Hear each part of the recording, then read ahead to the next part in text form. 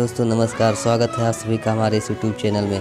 खेसारी लाल यादव का नया गाना आ चुका है दोस्तों, जिसने पूरे उत्तर प्रदेश में तहलका मचा कर रखा है। एक दिन में 1 मिलियन व्यूज़ के करीब पहुंच चुका है दोस्तों। क्या इस खबर की पूरी जानकारी बताएंगे आपको इस वीडियो में। उससे पहले आपसे एक छोटी सी रिक्वेस्ट है, प्लीज़ वीडियो को लाइक और चैनल को सब्सक्राइब कर लीजिएगा। भोजपुरी सिनेमा के सुपरस्टार खेसारी लाल यादव आज किसी के पहचान के मोहताज नहीं हैं।